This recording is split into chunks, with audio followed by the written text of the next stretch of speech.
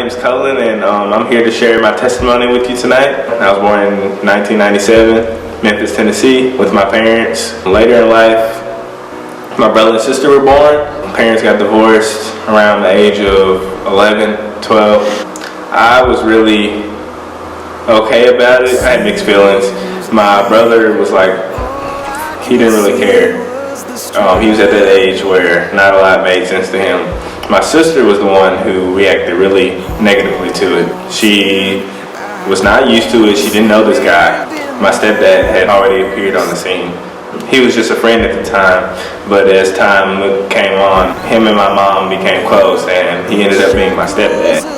So that put a lot of strain on me.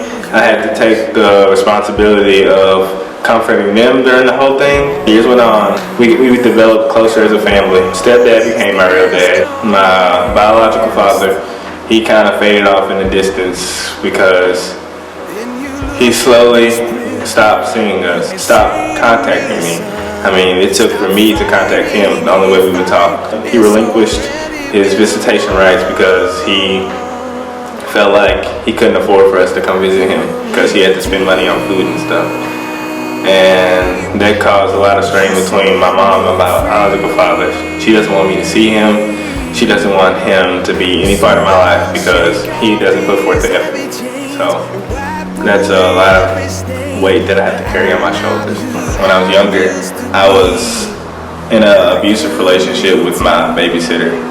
Me and one of my best friends, we stayed with our babysitter during the day while my parents were at work, and it was harmless at first, but then it turned to violence, harassment, and it just went forward from there. My parents, they never really knew how far it went later on.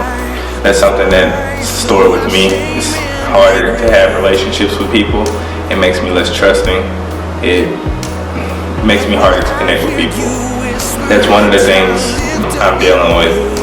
As I got older, I was a little troublemaker as a kid, nothing really too terrible, until I got to high school and I tried to find my own person. Well, I got involved with the wrong crowd. I made friends with the wrong people. I started rapping. First it was for fun for me, and then people told me, hey, you need to do this and do that, add this to your music, take this away. And so, to please them, I listened. Music became vulgar, what you hear on the radio, what you hear people singing every single day, totally away from God. It got to the point where I was doing it for all the money, not for me. I was signed to a label at 13 years old with a bunch of 25-year-olds, 30-year-olds, and of course they took advantage of me. They basically owned me too. They owned my name. Whatever I put out, they got part of the profit. I got into a phase where I started selling pills. One of my crew members, I should say, said, if you want to make some more extra money here. And he said, start selling these. Well, I sold the first bottle and I made a bunch of money, and it was close to the time where I got my wisdom teeth out. I started selling those pills as well, and I don't know, I just was falling really deep into sin and far away from God. Got to about junior year and I was skipping class, going to my art class because I didn't want to be in the class I was in, and Zach Lee was there. It was his art class, and I was just hanging out there. We reconnected because we had met in 8th grade. Things were cool. He seemed cool. We weren't too close, but we got closer as the class went on. And towards the end of class, he asked me if I wanted to play basketball with him. And I was like, yeah, sure. So I showed up, didn't know anybody. After that, he invited me to camp, which I was really reluctant of going. I was like, I could tell they were all different from me, didn't listen to the same music as me, praying before meals, I never really did that. That's how it could go.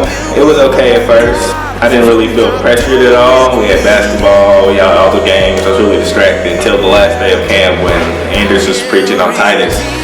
I don't know, I felt something pulling at my heart, and I didn't know what it was. I was confused. I had never felt this feeling before.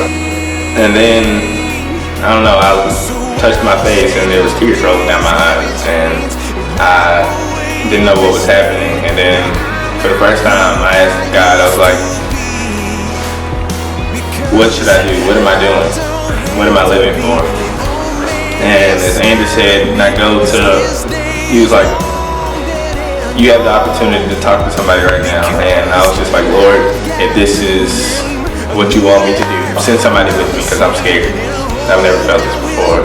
And then like 3 seconds later, Zachary's brother Reagan got up and he left the building with our youth pastor Justin. And then I was like, well, I guess I have to follow through. And so I got up and I followed Justin and Reagan to a park bench. I confessed of me not living for the Lord. I turned my life around. I deleted my music. I left my label like days after. And after that, it was a little hard coming back to reality because lost friends, some of my best friends disowned me. I didn't fit in at home. My mother and father, they did not like this change that was in me. And I was banned from church from the longest. Also, as I got closer to God, a lot of things were brought up in my life, memories of stuff that I did, the guilt, the anger, the sadness of everything that happened to me in the past. I'm still growing in my faith. I'm still struggling sometimes. I know God has me, and I know that He will help me through everything that I go through. At some points I may be on my knees, and some points I may be standing strong, but I know one thing, that the Lord has me and He will never let me go.